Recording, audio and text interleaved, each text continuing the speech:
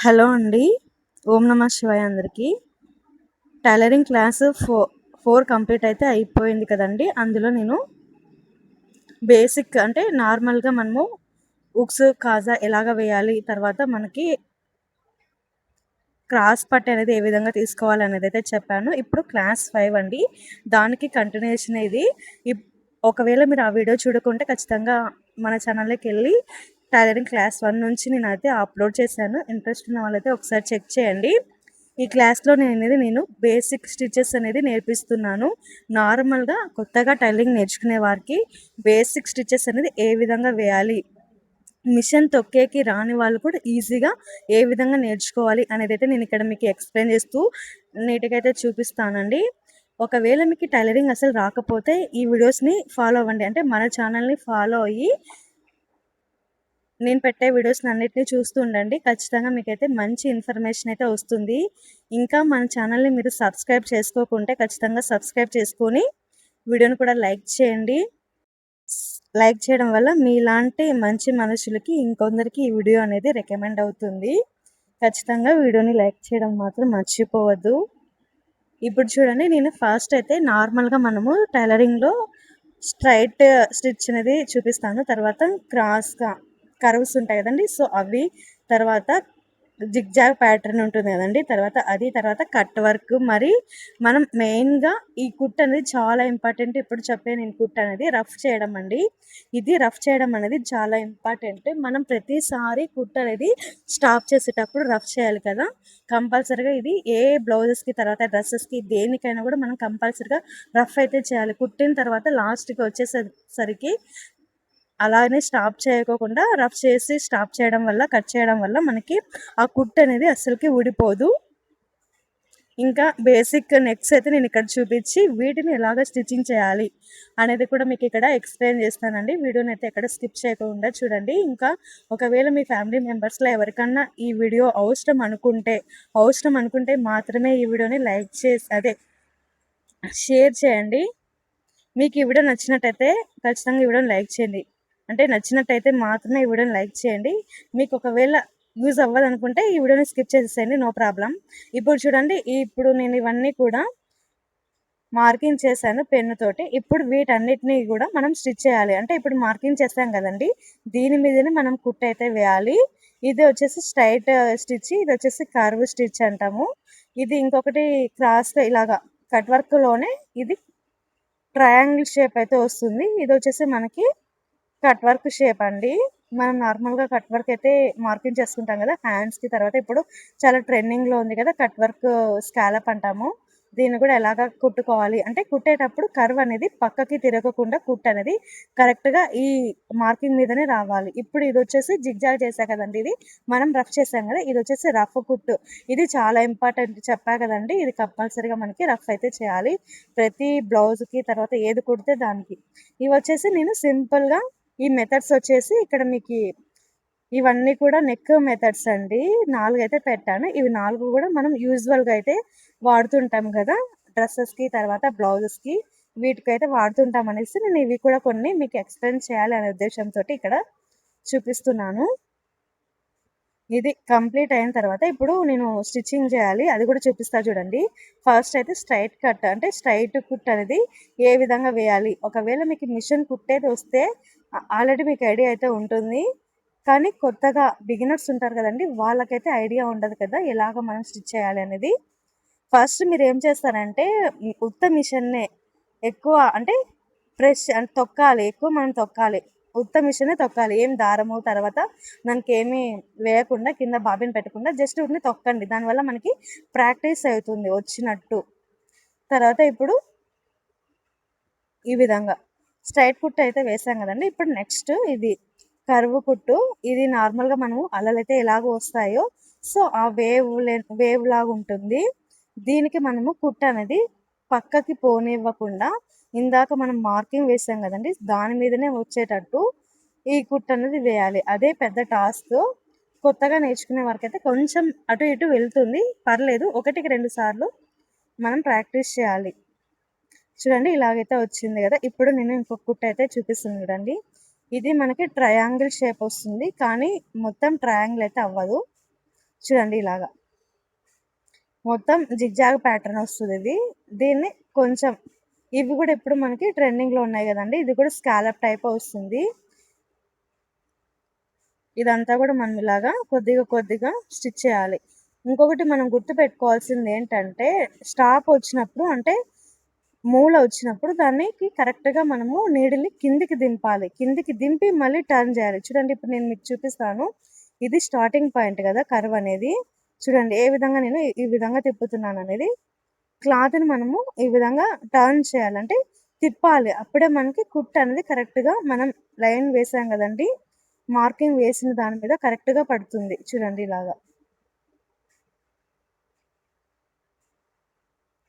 ఇలాగ రావాలి. సేమ్ ఇదే విధంగానే ఇక్కడ కూడా అంతే. ఇలాగ వచ్చిన తర్వాత మనకి ఇది కంప్లీట్ అయిపోయినట్టు. చూడండి ఎంత పర్ఫెక్ట్గా వచ్చేసింది కదా మనకి. కరెక్ట్గా కుట్ అనేది మనం మార్కింగ్ చేసిన దాని మీదనే కుట్ అయితే వచ్చింది కదా, ఇలాగ రావాలండి. ఇప్పుడు నేను రఫ్ చేస్తున్నాను.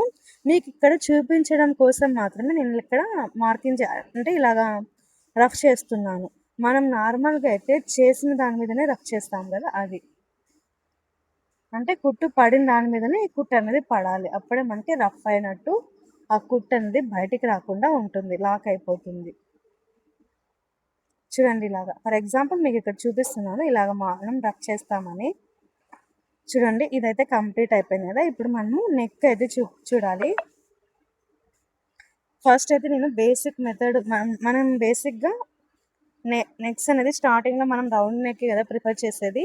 మనకి బాగా టైలరింగ్ వచ్చిన తర్వాత మాత్రమే మనము మోడల్స్ అనేది ట్రై చేస్తాం కదండి. సో బేసిక్ మెథడ్ అంటే బేసిక్ నెక్ అయితే నేను ఇక్కడ చూపిస్తున్నాను. రౌండ్ నెక్, తర్వాత స్క్వేర్ నెక్, తర్వాత leaf neck, sweet heart neck, ఇవి 4 కూడా 4 పేర్లు ఉంటాయండి వీటికి. ఇప్పుడు నేను కుట్టేది వచ్చేసి లీఫ్ నెక్, అంటే ఇది ఒక మోడల్. ఇది కూడా మనం నార్మల్గా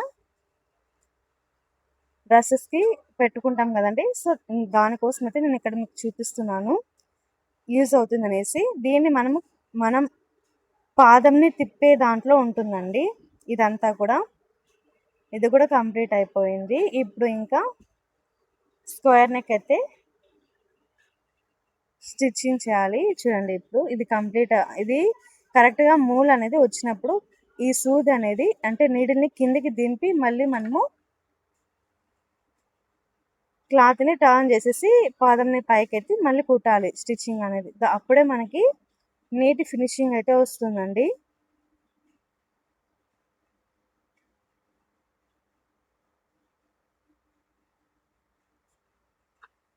చూడండి ఇలాగా మొత్తం అంతా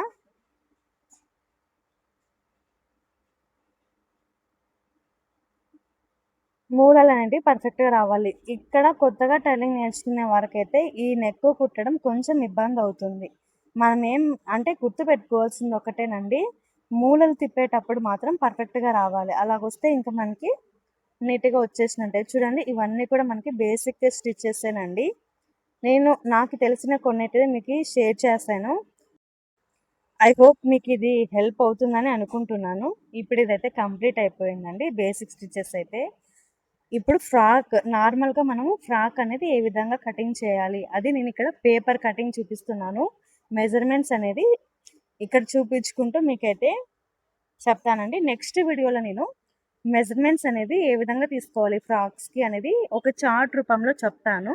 ఖచ్చితంగా మన ఛానల్ అయితే సబ్స్క్రైబ్ చేసుకొని ఈ వీడియోని కూడా లైక్ చేసుకొని పెట్టుకోండి. ఎందుకంటే సబ్స్క్రైబ్ చేసుకోవడం వల్ల నేను పెట్టే వీడియోస్ అనేవి మీకు వస్తూ ఉంటాయి రెగ్యులర్గా.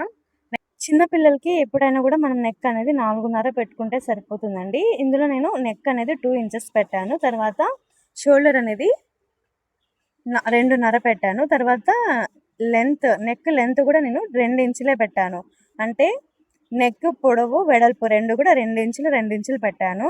ఇప్పుడు షోల్డర్కి 2.5 పెట్టాను. మళ్ళీ చంక డౌన్ అనేది 4 అయితే తీసుకుంటున్నాను. చంక డౌన్ కూడా 4 ఇంచెస్ అయితే సరిపోతుంది. ఇది వచ్చేసి చిన్న పిల్లలకి అంటే పుట్టిన పిల్లల నుంచి 1 ఇయర్ లోపలికి అయితే వీళ్ళకి సరిపోతుంది. ఇంకా పెద్దగా ఉంటే వాళ్ళ బాడీని బట్టి మనం మెజర్మెంట్స్ అయితే తీసుకోవాల్సి ఉంటుంది. కొందరు లావుగా ఉంటారు, సో అలాంటి వాళ్ళకి కొంచెము మెజర్ అనేది చేంజ్ అవుతుంది. ఇప్పుడు ఇది వచ్చేసి మనకి అన్ని వాళ్ళకు కూడా అంటే 0-1 ఇయర్ వాళ్ళకైతే బాగా సరిపోతుందండి. 20 ఇక్కడ వచ్చేసి మనం చంకలు నార్మల్గా పెద్దవాళ్ళకైతే 1.5 1.25 తీసుకుంటాం కదా. చిన్న పిల్లలకైతే మనం ఇక్కడ నుంచి ఈ విధంగా 3/4 ఇంచ్ అయితే తీసుకోవాలండి. ఈ 3/4 ఇంచ్ కరెక్ట్గా ఇలాగా 3 లైన్స్ కూడా టచ్ అయ్యే విధంగా మనం మార్కింగ్ చేసుకోవాలి. ఇలాగా ఈ విధంగా మార్కింగ్ అయ్యే విధంగా మార్కింగ్ చేసేసుకోవాలండి. అంటే టచ్ అయ్యే విధంగా మార్కింగ్ చేసుకోవాలి. కింద వీళ్ళకి నడుము వచ్చేసి 20 ఇంచెస్, 20 ఇంచెస్లో 4వ భాగం 5 ఇంచెస్. ఈ 5 ఇంచెస్ ఈ విధంగా మార్కింగ్ చేసేసి 2 ఇంచెస్ అనేది నేను ఎక్స్ట్రాగా అంటే 1 ఇంచ్ అనేది మనం టక్స్లు పెడతాం కదండి బ్యాక్ సైడ్. సో దానికోసం బ్యాక్ ఫ్రంట్ టక్స్లు పెడతాం కదా ఫ్రాక్స్కి, దానికోసం ఇంకా 1.5 ఇంచ్ అనేది నేను ఇక్కడ ఎక్స్ట్రా మార్కింగ్ తీసుకుంటున్నాను. నార్మల్గా అయితే మనం 2 ఇంచెస్ తీసుకుంటాం కదా, అలాగా కాకుండా 1.5 అయితే తీసుకుంటున్నాను. ఇవన్నీ కూడా ఇప్పుడు మనము ఎలాగైతే మార్కింగ్ చేస్తామో సేమ్ అంటే పైన కూడా చెస్ట్ పాయింట్ దగ్గర కూడా వీళ్ళకి సేమ్ పైన ఎంత అయితే ఉందో సేమ్ కింద కూడా అంతే ఉంటుందండి. దానివల్ల నేను కింద నుంచి పైకి అంతా కూడా ఒకటేలాగే మార్కింగ్ చేసేస్తున్నాను.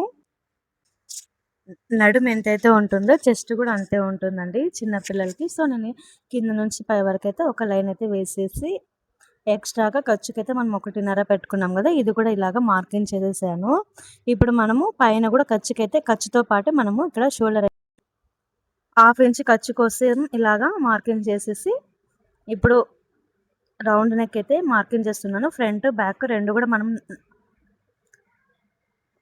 రౌండే పెడుతున్నాము. ఒకవేళ మీకు బ్యాక్ సైడ్ ఉక్స్ కూడా పెట్టుకోవచ్చు అండి, ఎందుకంటే హెడ్ అనేది తల అనేది పట్టదు కదా చిన్నపిల్లలకి. సో ఈజీగా మనం తల అనేది దూరాలి అంటే ఇందులోకి మనం కంపల్సరిగా బ్యాక్ సైడ్ ఒక ఉక్స్ పెట్టేసుకుంటే సరిపోతుంది.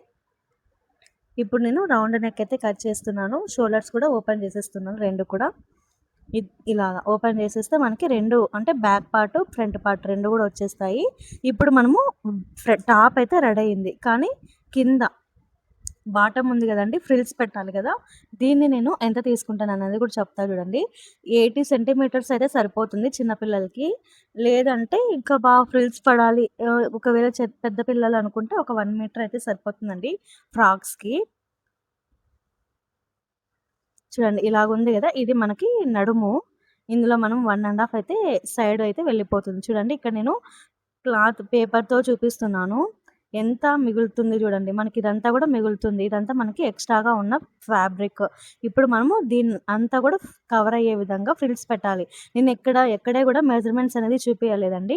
నార్మల్గా ఏమీ రాని వాళ్ళకు కూడా ఈజీగా కుట్టాలి అనే ఉద్దేశంతో ఇక్కడ నేను మెజర్మెంట్స్ ఏం చూపించకుండా ఫార్ములాలు ఏం చూపించకుండా నార్మల్గా అయితే చూపిస్తున్నాను. ఒకవేళ మీరు కరెక్ట్గా ఫ్రిల్స్ రావాలనుకుంటే ఫార్ములా అయితే ఫాలో అవ్వాలి మనము, కానీ ఇక్కడ నేను నార్మల్గా బేసిక్ మెథడ్ అయితే చెప్తున్నాను. మరి కూడా నెక్స్ట్ వీడియోస్లో ఫార్ములా అయితే ఎలాగ కటింగ్ చేయాలి అనేది కూడా చెప్తాను. ఫ్రిల్స్ ఎంత పెట్టుకోవాలి, ఎంత పెట్టుకుంటే మనకి పర్ఫెక్ట్గా క్లాత్ అనేది సరిపోతుంది అనేది నేను కమింగ్ వీడియోస్లో అయితే చెప్తానండి. ఇక్కడ ఇలాగ నేను ఫ్రిల్స్ అయితే పెడుతున్నాను. ఈ క్లాత్ అంతా కవర్ అయ్యే విధంగా కొంచెం కొంచెం ఇలాగ ఫ్రిల్స్ పెట్టుకుంటూ చెక్ చేస్తున్నాను. చూడండి ఇలాగా ఇప్పుడు నేను మిషన్ మీదనే పెట్టి కుట్టి చూపిస్తాను చూడండి ఎలా వస్తుంది అనేది. ఒక పార్ట్ మాత్రమే కుట్టి చూపిస్తాను చూడండి. ఎక్కడ స్టార్ట్ చేస్తున్నాను దీన్ని.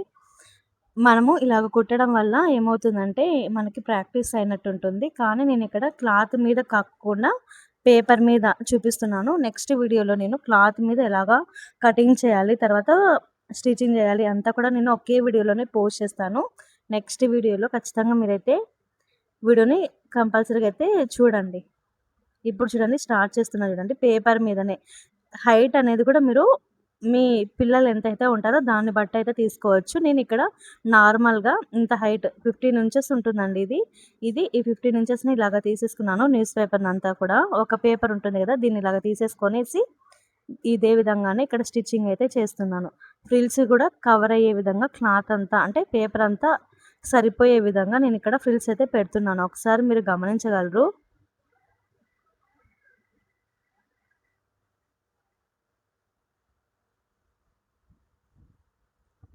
చూడండి ఇలాగా నీట్గా వచ్చేసింది మనకి. క్లాత్కి ఏ విధంగా అయితే ఉంటాయో ఫ్రిల్స్ అదే విధంగానే కనిపిస్తుంది. ఇలాగన్నీ కవర్ అయ్యే విధంగా చూడండి మనకి క్లాత్ కూడా ఎక్కువ తక్కువ రాకుండా పర్ఫెక్ట్గా అయితే సరిపోయింది కదా. ఇలాగ వస్తుందండి. సేమ్ అచ్చం ఫ్రాక్ లాగే ఉంది కదా. మనకి నార్మల్గా క్లాత్ ఎలాగైతే వస్తుందో అలాగనే కనిపిస్తుంది. ఇది ఒక పార్ట్. ఇంకా బ్యాక్ పార్ట్ని కూడా మనం ఇదే విధంగానే స్టిచ్చింగ్ చేయాలి. నేను ఒక పార్ట్ మాత్రమే చూపిస్తున్నానండి ఇక్కడ, ఎందుకంటే ఇంకొక పార్ట్ చూపించట్లేదు. అంటే నెక్స్ట్ వీడియోలో నేను క్లాత్ మీద కటింగ్ చేసేసి స్టిచ్చింగ్ చూపిస్తాను. అందుకోసం అయితే నేను ఇక్కడ ఒక పార్ట్ మాత్రమే చూపిస్తున్నాను. మనము ఇక్కడ హ్యాండ్స్ అయితే జాయింట్ చేయమండి. హ్యాండ్స్ అయితే ఉండవు ఈ ఫ్రాక్కి, ఎందుకంటే 1 ఇయర్ లోపల బేబీస్కి హ్యాండ్స్ అంత ఇంపార్టెంట్ ఏం కాదు. జస్ట్ నేను నార్మల్గా సింపుల్ ఫ్రాక్ ఏ విధంగా మనం కటింగ్ చేసి స్టిచ్చింగ్ చేయాలి అనేది అయితే ఇక్కడ చెప్తున్నాను. ఇక్కడ మనము క్రాస్ పట్టి అయితే తీసుకోవాల్సి ఉంటుంది కదా. ఈ క్రాస్ పట్టి తీసుకునేటప్పుడు చూడండి, ఈ విధంగా క్లాత్ అనేది ఖచ్చితంగా క్రాస్గా ఉండే విధంగా మనము కటింగ్ చేయాలి. ఇక్కడ నుంచి తీసుకుంటే మనకి క్రాస్గా ఉంటుంది. స్కేల్ తోటి ఈ విధంగా స్కేల్ ఎంతైతే మందం ఉంటుందో నేను అంతే మందం పెట్టేసేసి చూడండి, ఈ రెండు కూడా మనము ఇలాగా పెట్టేసుకొని ఒక 1/2 ఇంచు గ్యాప్ తోటి కుట్టు అనేది వేసేసుకోవాలి. ఇలాగ వేసుకున్న తర్వాత మనకి క్లాత్ అనేది కరెక్ట్గా స్ట్రైట్గా వస్తుంది, కానీ దానికి సాగే గుణం ఉంటుంది. ఎందుకోసం అంటే మనము ఇప్పుడు కటింగ్ చేసింది క్రాస్గా కటింగ్ చేసాం కాబట్టి దీనికి సాగే గుణం ఉంటుందండి. ఇప్పుడు దీన్ని నేను మెడకి పెట్టేసి ఈ విధంగా స్టిచ్చింగ్ చేయాలి. కానీ నేను ఇక్కడ మీకు చెప్తున్నాను, నెక్స్ట్ వీడియోలో చూపిస్తానండి. ఇలాగ మెడకి అంతా కూడా అతికించేసి తిప్పి మరి లోపలికైతే ఫోల్డింగ్ చేయాలి. సేమ్ ఇదే విధంగానే మనము హ్యాండ్స్కి కూడా అతికించి అదేనండి స్టిచ్చింగ్ చేయాలి. లోపలికి మడత వేసేసి కుట్టేస్తే సరిపోతుంది. సేమ్ ఇదే విధంగానే ఇంకొక పార్ట్ను కూడా మనము కుట్టి దీనికి షోల్డర్స్ అనేది జాయింట్ చేసేసి సైడ్ జాయింట్లు వేసేసుకుంటే ఇది కూడా కంప్లీట్ అయిపోతుందండి ఫ్రాక్ అనేది. ఇది చాలా ఈజీగా మనము కటింగ్ తర్వాత స్టిచ్చింగ్ అయితే చేసుకోవచ్చు. అందుకే నేను ఫ్రాక్ నుంచే స్టార్ట్ చేశాను. ఈ వీడియో నచ్చినట్టయితే ఖచ్చితంగా ఈ వీడియోని లైక్ చేయండి, మన ఛానల్ని సబ్స్క్రైబ్ చేసుకోండి.